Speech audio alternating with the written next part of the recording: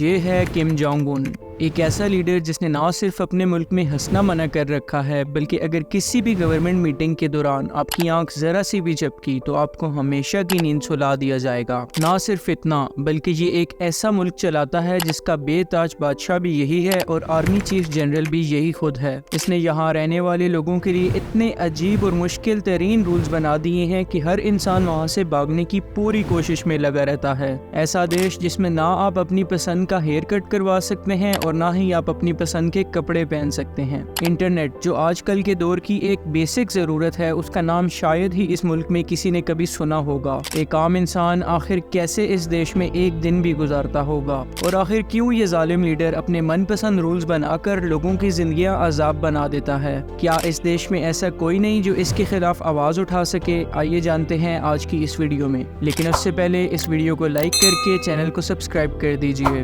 Kim Jong Un کے جو ظلم میں نے ابھی آپ کو گنوائے ہیں وہ تو بس ایک جھلک تھی۔ اس انسان کے اس ظالمانہ رویے کی بدولت ہر سال 1000 سے بھی زیادہ لوگ نارتھ کوریا چھوڑ کر ساؤتھ کوریا چلے جاتے ہیں، لیکن نارتھ اور ساؤتھ کوریا کے بارڈرز دنیا کے سب سے زیادہ ڈینجرس اور ہیویلی ملٹرائز بارڈر مانے جاتے ہیں۔ تو آخر یہ لوگ ساؤتھ کوریا پہنچتے کیسے ہوں گے؟ اور اگر اس دوران یہ غلطی سے بھی نارتھ کورین ملٹری کے ہاتھ لگ جائیں تو ان کا حال آپ کی سوچ سے بھی زیادہ برا ہو سکتا ہے۔ 1953 میں ان دونوں دیشوں کے درمیان کورین ڈی ملٹرائزیشن زون بنایا گیا تھا۔ اس زون کو پوری دنیا کا سب سے زیادہ گارڈڈ زون کہا جاتا ہے اور آئے دن ان دونوں دیشوں کے درمیان گرما گرمی ہوتی رہتی ہے۔ اب تک تو آپ سمجھ ہی گئے ہوں گے کہ نارتھ کوریا سے ساؤتھ کوریا ڈائریکٹلی بھاگنا امپاسبل ہے۔ نارتھ سے ساؤتھ کوریا جانے کے لیے لوگ چائنا کا استعمال کرتے ہیں۔ چائنا اور نارتھ کوریا کے درمیان ایک یالو نام کا دریا بہتا ہے جس کا پانی اتنا کم ہوتا ہے کہ کافی آرام سے لوگ ایک طرف سے دوسری طرف موو کر جاتے ہیں۔ اس کے بعد اس سے آگے کا سفر بس ان کے بجٹس پر ہی ڈیپینڈ کرتا ہے۔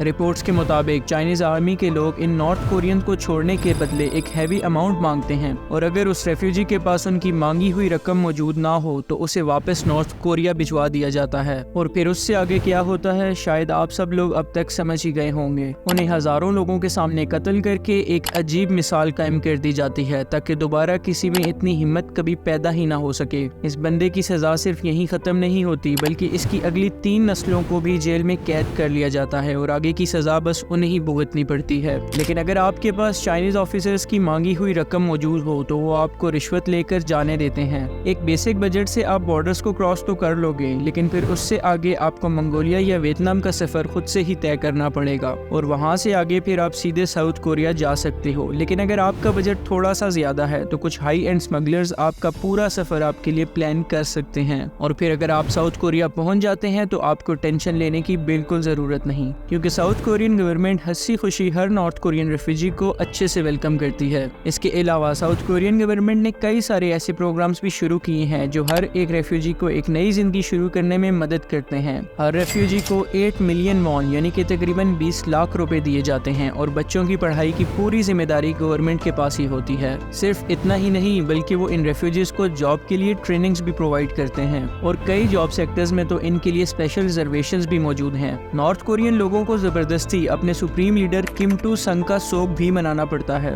2011 میں جب کم ٹو سنگ کی موت ہوئی تو پورے نارتھ امریکہ میں 100 دنوں تک سوگ منایا جاتا رہا۔ یہ سوگ پبلکلی منایا جاتا تھا جہاں ہر کسی کو جانا پڑتا تھا، اور جو نہ جا پائے اسے Korean military officers publicly execute کرتے تھے، جس وجہ سے کروڑوں لوگ روڈوں پر گر گر کر کم ٹو سنگ کی موت کا سوگ مناتے رہتے تھے، اور اگر کوئی روتے ہوئے نہ دکھے تو اسے اٹھا کر پریزن کیمپس میں بھیج دیا جاتا تھا، اور اس سے آگے کیا ہوتا تھا آپ اچھے سے جانتے ہیں۔ اس کے علاوہ نارتھ کوریا میں کرسمس، عید اور ہولی وغیرہ سب بینڈ ہیں، اور اس کی جگہ زبردستی ان لوگوں کو ہر سال کم جونگ ان کی دادی کی پوجا کرنی پڑتی ہے۔ 2 سے 3 لاکھ کرسچنز کو صرف ایک بائبل رکھنے کے لیے آپ کی سوچ سے زیادہ سفر کرنا پڑتا ہے۔ انہیں ٹارچر کیا جاتا ہے، پریزن کیمپس میں رکھا جاتا ہے، حتیٰ کہ کئی لوگوں کو پبلکلی ایگزیکیوٹ بھی کیا جا چکا ہے۔ 2013 میں ایک سپورٹس اسٹیڈیم میں ہزاروں لوگوں کے سامنے 80 کرسچنز کو گولیاں مار کر انہیں ہمیشہ کی نیند سلا دیا گیا۔ ان سب کا گناہ صرف اتنا سنا تھا کہ ان کے گھروں سے ایک بائبل ملی تھی۔ ایکسپرٹس کے مطابق آج بھی نارتھ کوریا میں تقریباً 50,000 سے بھی زیادہ کرسچنز کو کنسنٹریشن کیمپس میں قیدی بنا رکھا ہے، اور یہ سب صرف اسی لیے کیا جاتا ہے کیونکہ کم جونگ ان کے حساب سے یہاں صرف ایک ہی ریلیجن ہونا چاہیے، اور وہ ریلیجن ہے کم جونگ 2 اور ان کا پریوار۔ خیر، ابھی تو کم جونگ ان کے کئی سارے ظلم کے ایسے قصے ہیں جن کے بارے میں سنتے ہی آپ کے ہوش اڑ جائیں گے۔